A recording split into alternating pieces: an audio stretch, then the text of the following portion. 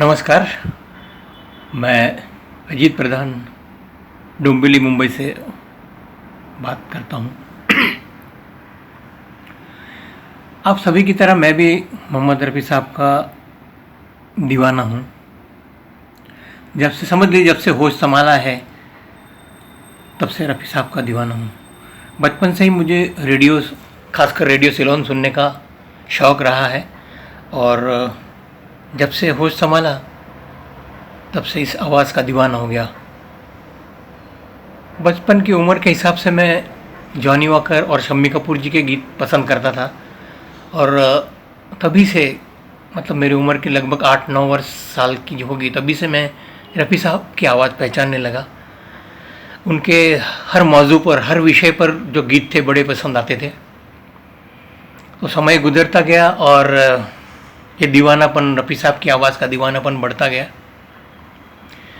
बात 31 जुलाई 1980 की है। सुबह सुबह उठते ही एक मायूस दुखद घटना जो खबर मिली कि रफ़ी साहब इस दुनिया में नहीं रहे, तो एक अजीब सी मायूसी दिलो दिमाग पर छा गई। क्या करूं? एक दिमाग सुन्न हो जाता है, ऐसा हो गया और कुछ समझ नहीं आ रहा था क्या करूं। तो इसी उलझन में मैंने कागज़ पेन निकाला और एक रफ़ी साहब के ऊपर एक मराठी में आर्टिकल लिखा था, आणि रफ़ी गेला, यानी रफ़ी चला गया। और वो आर्टिकल मेरा रसरंग नाम का एक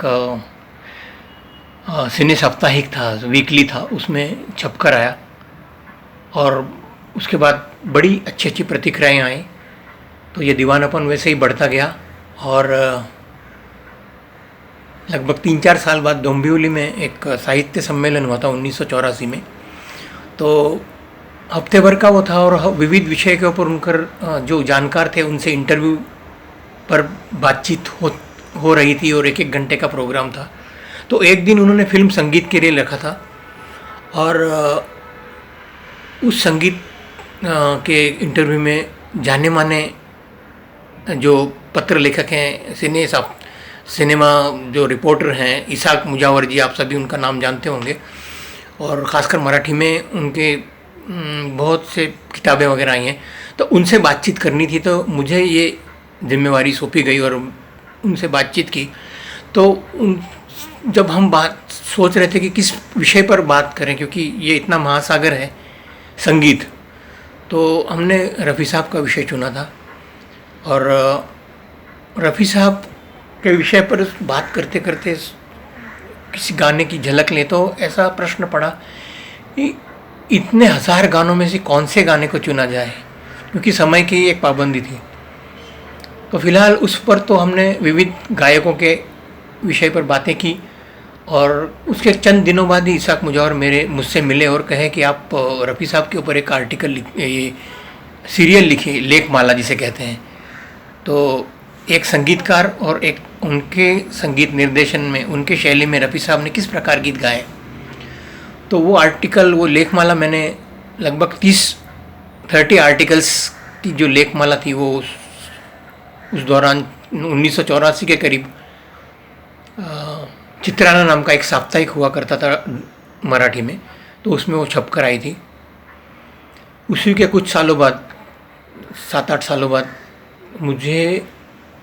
मैंने जब वो लेखमाला लिख रहा था तब मुझे ये महसूस हुआ कि ऐसी कोई एक पुस्तक होनी चाहिए, रेफरेंस बुक, जिसमें रफ़ी साहब के बारे में या हर किसी गायक के बारे में पूरी जानकारी हो और ख़ासकर रफ़ी साहब के बारे में।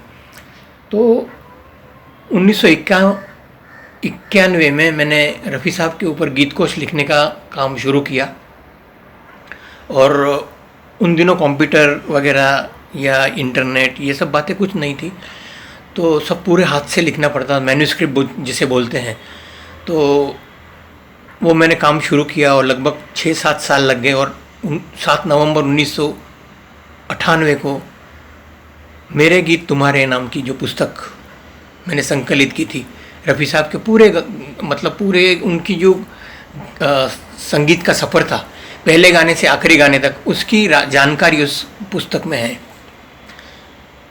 और मेरी एक तमन्ना थी कि इस रफ़ी साहब की पुस्तक में फॉरवर्ड जो संपादक संपादकीय जिसे कहते हैं या प्रस्तावना कहते हैं, तो वो नौशाद साहब की हो और इसका विमोचन ओपी नैयर साहब के हाथों हो, तो ये मेरी दिली तमन्ना थी। तो हम नौशाद साहब से मिले, तो उन्होंने अपने व्यस्त सम जीवन में से समय निकाल कर मुझे वो फॉरवर्ड लिख के दिया, प्रस्तावना लिख के दी, और 7 नवंबर 1998 को ओपी नैयर साहब के हाथों इसका विमोचन हुआ। और मैं अपने आप को बहुत भाग्यशाली समझता हूँ कि इतने महान गायक, दुनिया के महान गायक, उनकी किताब जो रेफरेंस बुक है वो मेरे हाथों हुई। उसके बाद मुझे जब से नौकरी लगी वहाँ से मैं रिकॉर्ड कलेक्शन का एक शौक़ था, तो मेरे रिकॉर्ड कलेक्शन में सबसे ज़्यादा गीत रफ़ी साहब की है।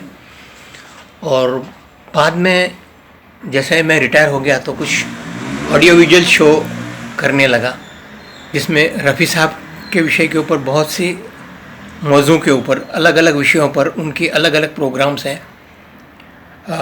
मसलन आवाज़ एक रंग अनेक, जिसमें रफ़ी साहब की अलग अलग अंदाज दिखाए गए हैं, ऑडियो विजुअल मतलब बड़े स्क्रीन के ऊपर उनके जो गीत दिखाए जाते हैं, तो पुराने ज़माने में हम नॉस्टैल्जिक हो जाते हैं। तू कहीं आसपास है, जो विविध संगीतकारों के ऊपर जो खास जो इतने मशहूर संगीतकार नहीं हैं तो उनको भी उसमें लिया गया था। मुझे तुम याद आए, या फिर रोशन तुम्ही से दुनिया, हंसता गाता रफ़ी, जिसमें रफ़ी साहब के कुछ उछलते कूदते गीत और कॉमेडी गीतों के ऊपर वो आधारित था। और तू कहीं आसपास है जो प्रोग्राम किया था, उसमें हमारे परवेज़ भाई साहब जो हैं रफ़ी साहब के दामाद, और उनकी पुत्री यास्मीन जी, वो चीफ गेस्ट के तौर पर डोंबिवली में आए थे। ये अपने आप को मैं बहुत भाग्यशाली समझता हूँ, क्योंकि उनके आने से इस प्रोग्राम में 4 चांद लग गए थे। तो ये सब रफ़ी साहब का एक पागलपन है, और मेरी तरह आप लोग भी सभी पागल हैं रफ़ी साहब की आवाज़ के। इस वर्ष एक अजीब ही समस्या दुनिया पर छाई हुई है। तो हर साल जो 31 जुलाई को हम उत्सव मनाते हैं, या पूरे जुलाई महीने में उत्सव मनाते हैं, तो उस पर कुछ पाबंदियाँ आई हैं, मर्यादा आई हैं। तो ये मौका परवेज़ साहब ने जब मुझे कहा कि इसके ऊपर कुछ बातें करेंगे, या फिर तो मैंने ये रफ़ी साहब के बारे में जो पुस्तक है उसके बारे में और मेरे शौक़ के बारे में आपसे बातचीत की। और अंत में एक दिली तमन्ना है जो मैंने परवेज़ साहब से भी पहले कई बार उनसे कही है, कि हम उसी बात का इंतज़ार कर रहे हैं कि वैसे तो हम रफ़ी साहब को भारत रत्न मानते हैं, लेकिन सरकार कब उन्हें भारत रत्न देगी।